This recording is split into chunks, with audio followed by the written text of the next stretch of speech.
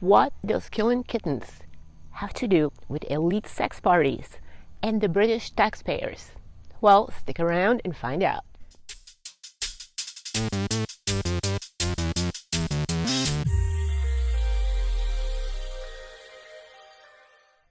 Welcome to the Relevant Elevant channel. Here I discuss cultural issues that are relevant and sometimes disturbing, like this one, and I always try to finish with something uplifting, something positive. I call it Elevant. So if that's something you like, make sure to subscribe and give the video a like. Do it now. Relevant Elevant, why are you talking about killing kittens in sex parties? What does this have to do with your channel? Oh, trust me, I wish I did not find this, but I did. So now you have to know. Because it does have something to do with what is really wrong with the world, which is basically my main subject. Let me explain. There is a British company called Killing Kittens that specializes in throwing very posh sex parties in major cities in Great Britain and the US. And that is okay, I guess, if you're into that sort of thing. The problem is the company used a government loan provided by the British government during the coup pandemic. So now British taxpayers literally own stock in this sex party company, because the revenue it generates from now on, some of it is going back to the government, who lended them the money.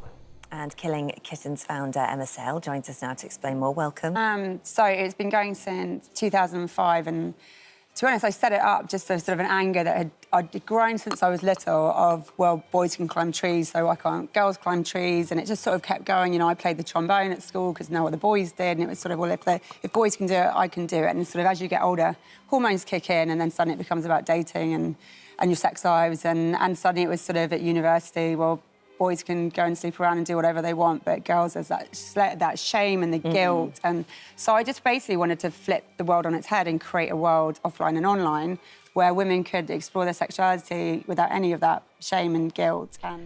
Let's unpack that bag of crazy. Killing Kittens is a company owned by Emma Sale, who is a friend of Kate Middleton.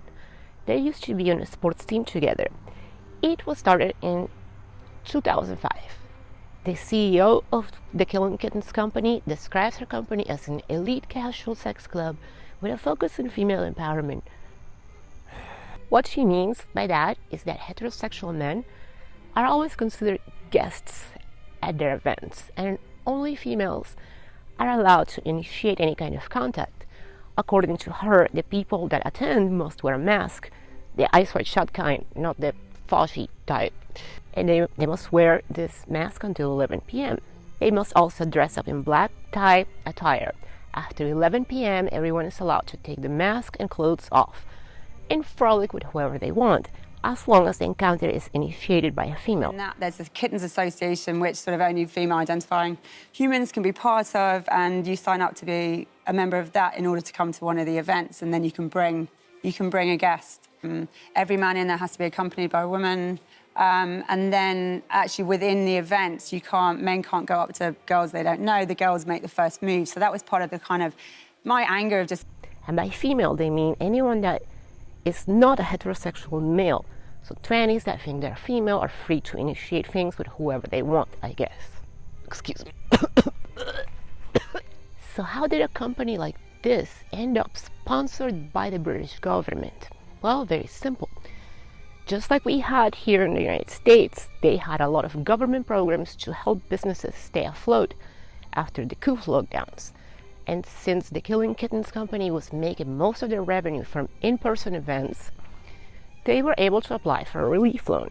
So now the British taxpayers, willingly or not, are paying for a female-led debauchery fest company, where everyone except heterosexual males can feel empowered. In fact, Emma has actually referred to the heterosexual male guests at her party as human dildos. Wow, that's very sexist, I think. If the tables were turned and someone had a company like this that was male-focused, oh, I can't even imagine how bad that would look. If you reduce the female participants to the mere role of fleshlights, that would be inconceivably sexist, right?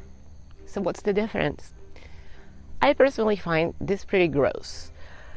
What guy in his right mind would go with his girl to such a place? Oh yeah, soy cut boys maybe.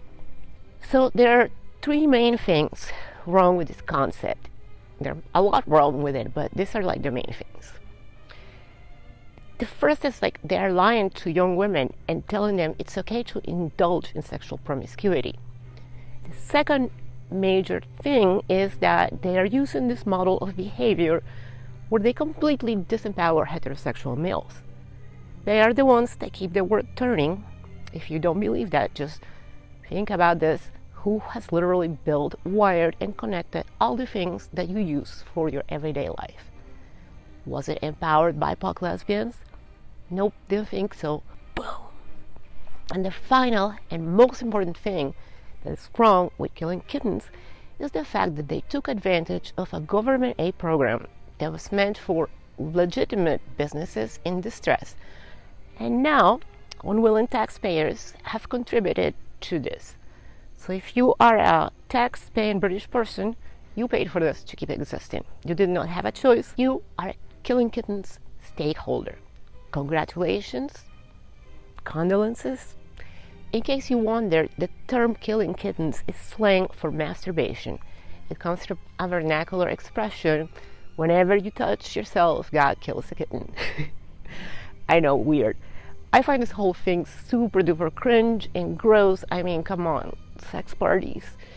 I don't care how much you focus on female empowerment, you're still pretty gross. You're literally charging young women to act like whores while disempowering males at the same time. I don't like it. It's my opinion. I think there's a lot better things that young, bright women could be doing than going to these parties. And for the Elevant part of this video, I want y'all to meet my new kitten, Emily. I adopted her the week we moved to our new town. She's a super sweet baby, and it was love at first sight. When I saw her at the local Humane Society thrift shop, she's a serial cuddler, and she thinks my day should mainly be focused on playing with her. I don't think she cares much about my online stores, sales and shipping, or my videos. She only lets me work on those things while she's down for a nap. Or once daddy gets home, then she just cuddles with him. And she definitely frowns on sex parties and such.